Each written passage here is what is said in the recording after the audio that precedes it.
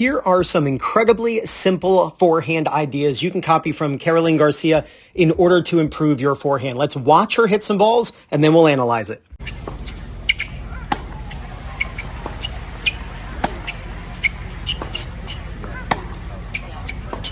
All right, number one, you always want to split step after your opponent hits the ball. So review footage of yourself in your lessons or in your matches or just your practice sessions with your friends and make sure that you are landing the split step, which is what she just did there, after the opponent contacts the ball. And it's about 0.2 to 0.25 seconds after the opponent hits because that's our reaction time. And we want to time our landing with when our brain is reacting to where the ball goes. Next, I want you to notice where her racket is when the ball bounces. She is fully prepared. Her left arm is across. Her strings are pointing slightly back toward the back fence. When you are playing and the ball bounces, your racket should either be somewhere from pointing directly off to your side. If you're right-handed, that would be off to the right. If you're a lefty, it's pointing to the left, or slightly back toward the back fence. This is based on your grip, but also the depth and speed of the ball. I watch so many rec players and their racket is in this position when the ball bounces, especially when the ball lands late. It's even worse. And then a rec player will be so rushed. It doesn't matter what level of play you are. I want you preparing early. When you prepare early, you're on time. You don't have to rush and you feel like you can attack the ball rather than the ball attacking you. The next idea. I want you to notice what her body does. There's this idea sometimes that you're not supposed to use your legs and come up, but you really want to think of sitting and lifting. Let's look at the height of her head compared to the fence in the background. So right now her head is very close to the top of the fence on the video. Now watch her head go down, and now we draw that same line, top of her head and the fence. And now watch her head when she's done. Her head is actually slightly higher. There's the top of the fence. There's her head. So her head has done this on this forehand. Watch her head follow that yellow arrow. When you are hitting, you want to get low and then come back up with your legs. Let's watch another forehand here. Let's watch this one. This is really great. Watch her body go down and then up again, right? So her head is down here from the top of the fence to the top of her head. Look at the disparity in height from the camera's perspective. And now watch her head is actually now higher than the fence. We want to use our legs to transfer power into the ball. We can see her leg is bent here. And now watch her go up. And now her leg is straight. She's using her legs for energy transfer. So make sure that you're not just staying low or keeping your head still. You actually want to do what's called, and what I mean by keeping your head still is at the same height. We actually want to be pushing down against the ground to get energy into the ball. All right, let's now pay attention to her left arm. If you currently struggle rotating your body, you have to focus on what your non-hitting hand and arm are doing. So remember when she turned, she had this arm parallel, her left arm, since she's right-handed, she had it parallel to the net.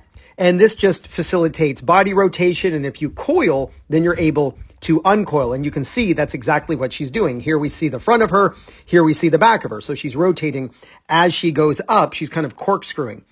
But the key to this actually is what you're doing with your non-hitting arm. So if you struggle to turn your hips, listen up. I want you to watch how at contact, we can see her non-hitting hand over her non-hitting shoulder.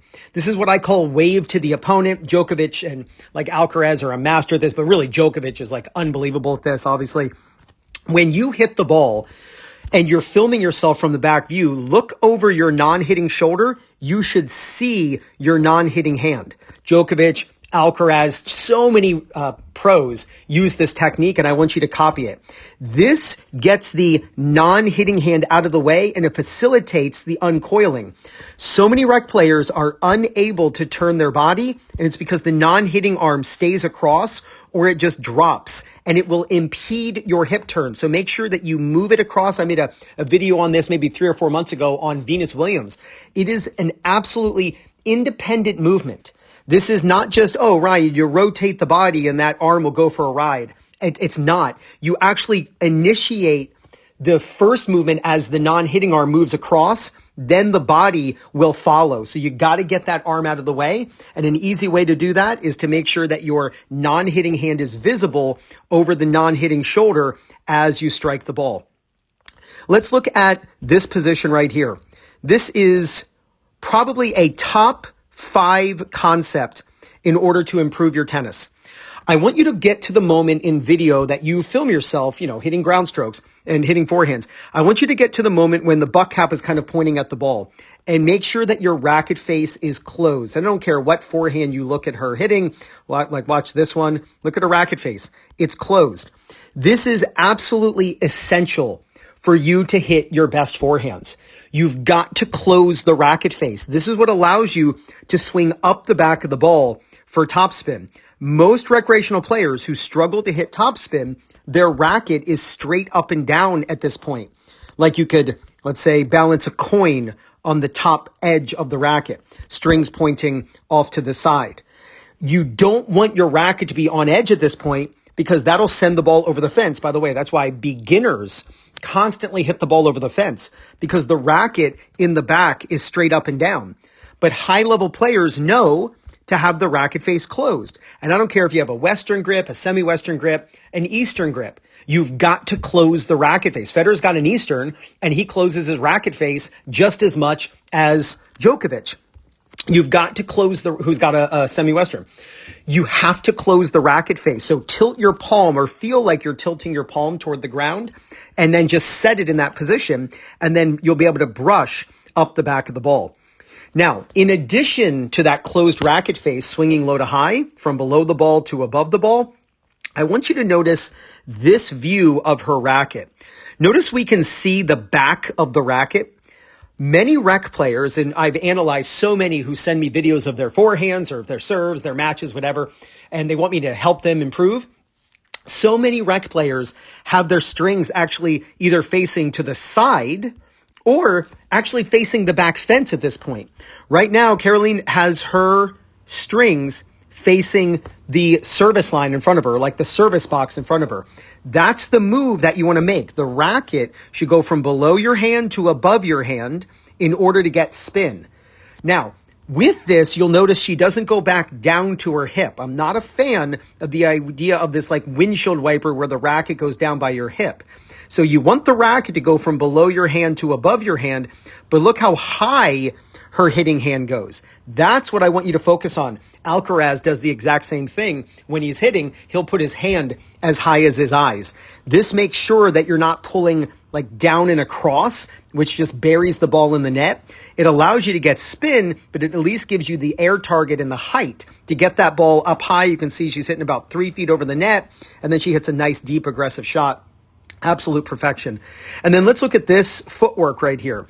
Notice she is in a closed stance. There's nothing wrong with a closed stance, especially if you're moving forward and the ball is a little low. That's really the preferred stance to use. But watch how she does not stay in this closed stance, but rather she brings the right foot around. When you hit in a closed stance, because you have to turn your hips, you have to finish in an open stance. So I call this a closed stance fallout. So she's in a closed stance, but then she falls out of it, ending up in an open stance. So go out and film yourself hitting forehands from the back view and compare what you see with your technique with what you just learned in this video. Now, if you're tired of lugging around your old and outdated ball machine, then just make your tennis friends jealous and get the Proton Ball Machine by Hydrogen Sports. And right now you can get free shipping in the USA when you use my link. It's in the description. You'll find it in the first comment. You'll also see it on the screen at the end of this video.